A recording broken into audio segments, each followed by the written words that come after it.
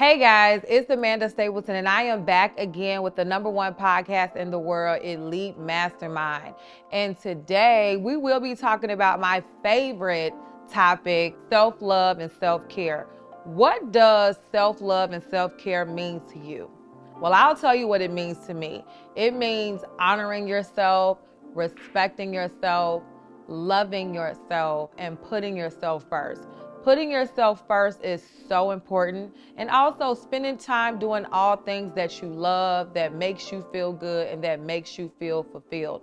It does not matter what those things are. As long as it makes you feel good, if it makes you feel fulfilled, spend time doing those things. Carve out time that is specifically dedicated to you. That means doing all things that you love, and you are literally by yourself, and this day is all about you.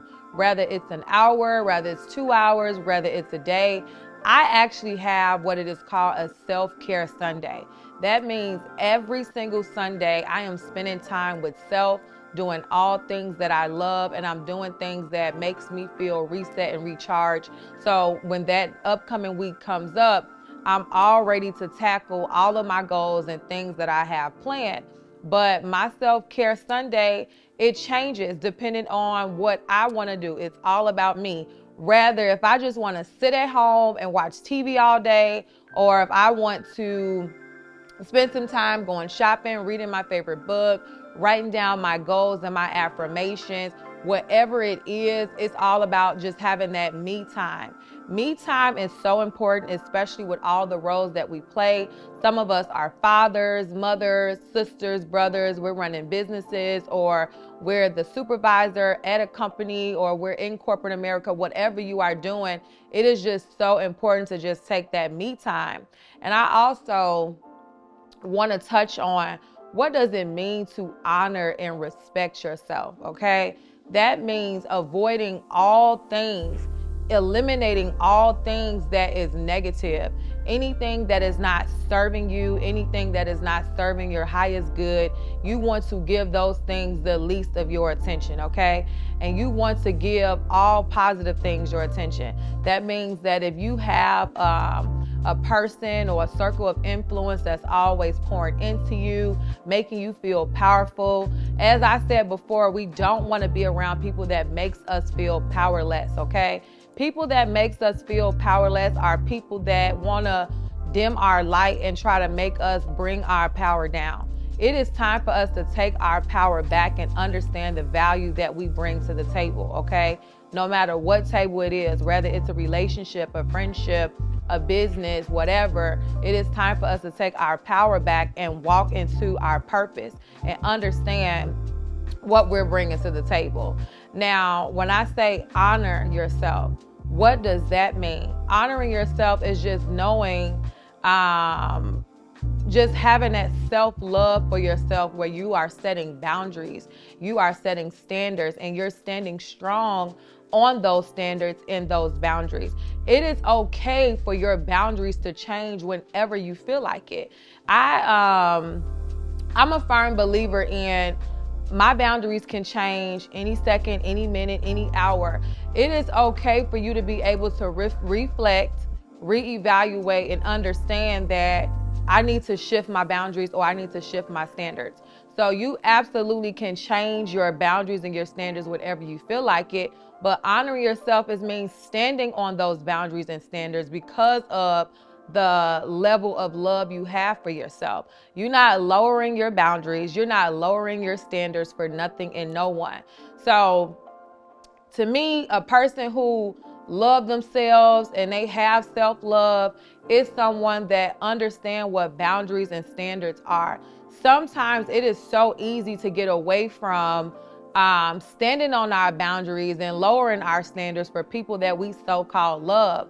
I want you to understand that people that love you, whether they are a friend or someone you're in a relationship with, they're not going to influence you to try to lower your boundaries. If anything, they're going to try to meet you to see how can they fix themselves, but how can you two come to a mutual agreement where both parties are happy? And that's what it's all about, just having that open line of communication. I'm gonna do a quick story time, and I'll say I have definitely had some run-ins, with friendships and relationships where I felt like my boundaries or my standards were too high. And of course, with social media and all of these different media platforms and just this generation period, it is so easy for you to feel like, is my boundaries too high? Is my standards too high? Understand what makes you feel fulfilled and what makes you feel taken care of, okay? If whatever you doing does not feel right in the gut, or if you don't feel taken care of, you are not in alignment with what you are doing. So if your standards and your boundaries do not match what your love language is, then you need to make some shifts and you need to make some changes. So with all that being said, let's talk about boundaries and standards. Like, this is always a big topic. I feel like it's kind of touchy, with different perspectives and opinions, but I want you to understand that your boundaries can change at any given moment. Do not feel bad or be hesitant about changing your boundaries and changing your standards.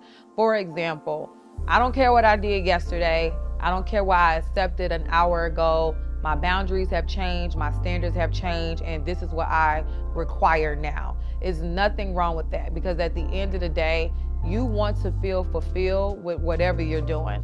You want to feel taken care of. And what I mean by taken care of, emotionally, physically.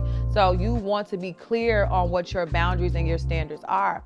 Also, I'm a firm believer in, when you're firm and you know what your boundaries and your standards are, it'll either attract the right people or it'll eliminate the wrong people. So don't ever withhold your boundaries or your standards, and stand firm on that, because honestly, you are really teaching people how to treat you, how to handle you. If you don't be clear and communicate what it is that you need, you cannot expect for someone to read your mind. And I think as women, we definitely have it bad where we expect for men to just know. We expect for people to just know, like, listen, nobody's going to read our minds. Nobody's going to be playing the guessing game on what we want. Be clear with what you want and what you require. And I guarantee you, it's either going to attract the right person or eliminate the wrong person.